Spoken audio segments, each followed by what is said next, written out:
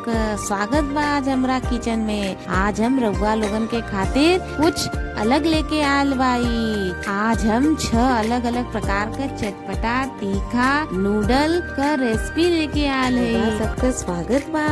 आज हमने के रसोई में कुछ खास बनत बा, वेज मंचूरियन नूडल। ई त लागत बाटे चाइनीज, बाकी एकर स्वाद में दुनिया जहान के मेल जोलो। का रउआ जानत बानी कि ई कैसे बनल बा और हमने के थाली तक कैसे पहुँचल। देखिए, मंचूरियन के इतिहास बड़ा रोचक बा। ये असल में भारत में रहल चीनी समुदाय का देन बा। उनका के अपना देश के स्वाद के याद आवत रहे तो वो लोग भारतीय मसाला आतारी के अपना ई अनोखा व्यंजन तैयार कैले। हमार परंपरा तो अतिथि देवो भव का मानल जाला। जैसे हमनी के भोजपुरी में लिट्टी चोखा के बिना हर खुशी अधूरा बा, वैसे आज के भाग दौड़ के दुनिया में मंचूरियन नूडल्स भी हर पार्टी के जान बन गईल बा। ये व्यंजन बतावेला कि जब दो लोग संस्कृति आपस में मिलेला तो स्वाद का एगो नया उत्सव जन्म लेला। तो तैयार बा हमार चटपटा मंचूरियन नूडल। इ न खाली पेट भरेला बल्कि दिल के भी खुश कर देला। तो देर का है, आज ही ट्राई करी, अपन अनुभव शेयर करी, खुश रही, मस्त रही। धन्यवाद। आज हमने के एगो ऐसन व्यंजन का बात करब जो नाम तो बा सिंगापुरी, बाकी ओकर मिजाज एकदम ग्लोबल बा। सिंगापुरी नूडल्स। का रउआ जानत बानी कि ई डिश कहाँ से आयल? असल में ई सिंगापुरी नूडल के इतिहास बड़ा रोचक बा। ई नूडल न तो असल में सिंगापुर के बा, न ओकर परंपरा के हिस्सा रहे। एकर असली जड़ तो दक्षिण चीन के कैंटोनीज संस्कृति में बा। सिंगापुर के मेल्टिंग पॉट मिलनसार स्वभाव के चलते जहाँ हर देश के लोग आके बसेला, उहाँ ई डिश अपन खास करी पाउडर का तड़का के साथ मशहूर भइल। ई डिश हमनी के सिखावेला कि कैसे अलग अलग संस्कृति मिलके एगो नया स्वाद पैदा करेला। जैसे हमनी के यहाँ भोजपुरी भोज में अलग अलग जिला का स्वाद मिल जाला, वैसे ही ई नूडल भी दुनिया भर के स्वाद में एगो संगम होता। आज अपन व्यंजन तैयार बा, सिंगापुरी नूडल। ई नूडल सिर्फ पेट ना भरेला बल्कि इतिहास के पन्ना के स्वाद भी चखावेला।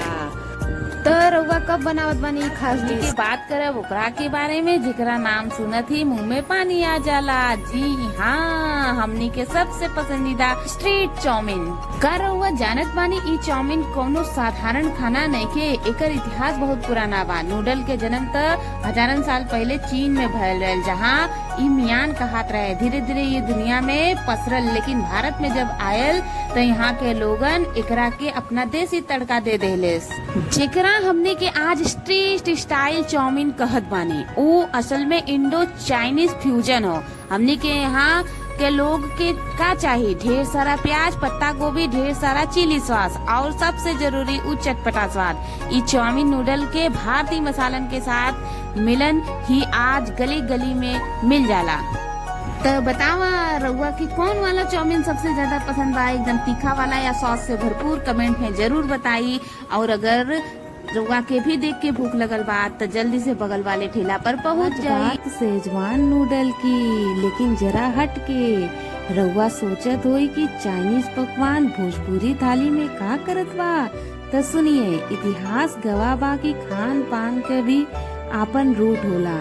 सेजवान का जन्म भयल चीन के सेजवान प्रांत से, जहाँ मिर्चा के तीखापन और मसाला के जादू से खाना बनेला। ओकरा बाद जब ई इंडो चाइनीज बन के भारत आयल तो हमने के भारतीय स्वाद के साथ बिहार रचा दियल गयल।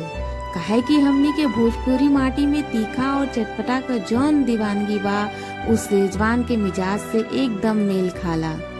ली भाई लोग, रउआ का गर्मा गर्म सेजवान नूडल तैयार बा। ऊपर से थोड़ा स्प्रिंग अनियन या हरा धनिया छिड़क दी, शोभा बढ़ जाई। वाह, एकदम गर्दार। रउआ सब भी घर पे जरूर ट्राई करी और बताए कि कैसन लगल। मिलत बानी अगले वीडियो में, तब तक खाई खियाई और मस्त रही। धन्यवाद। हमनी के रसोई में कुछ खास बनत बा। आज हमनी के बनावे जातनी हक्का नूडल्स। लेकिन रुकिए, हक्का नूडल्स सिर्फ एगो डिश नइखे, एकर एगो इतिहास बा। चीनी यात्री जब भारत आयल रहल तो वो अपने साथ सिर्फ संस्कृति नइखे लइले, स्वाद स्वाद का एगो ऐसन संगम ले अइले जवन आज हमनी के खान पान के परंपरा बन गयल बा। हक्का शब्द चीन के एगो खास समुदाय से आवला। बरसों पहले जब उ लोग भारत अइलन तब उ लोग अपना खाना के भारतीय मसालों के साथ मिला देलन। आज जवन नूडल हमनी के चाउमीन कह के खाइला उ दरअसल भारत और चीन का मेल जोल का एगो शानदार निशानी हो। तैयार बा हमरा हक्का नूडल्स, इतिहास, परंपरा और स्वाद का एगो बेहतरीन संगम। जब आप एकरा के खाइब तो महसूस करब कि कैसे अलग अलग संस्कृति मिलके दुनिया का सबसे स्वादिष्ट खाना बनावेला। हमनी के रसोई में कुछ अलग बने वाला बा। आज हमनी के ले चलब तनी दूर थाईलैंड के गलियन में, जहाँ का सबसे मशहूर डिश बा पैड थाई। देखा पैड थाई का असली मजा एकर बैलेंस में बा। इ न सिर्फ तीखा बा बल्कि खट्टा, मीठा और नमकीन चारों स्वाद का एक साथ मेल बा। इ बाकी थाईलैंड में स्ट्रीट फूड का राजा मानल जाला। जैसे हमने के यहाँ बनारस के गली गली में चाट मिलेला, ओसे ही बैंकॉक के हर कोना पर रउआ के पैड थाई के खुशबू मिल जाये। और हाँ, ओकरा साथे ताजी सब्जी और सॉस परोसल जाला, जहाँ मेहमान नवाजी का एगो हिस्सा बा।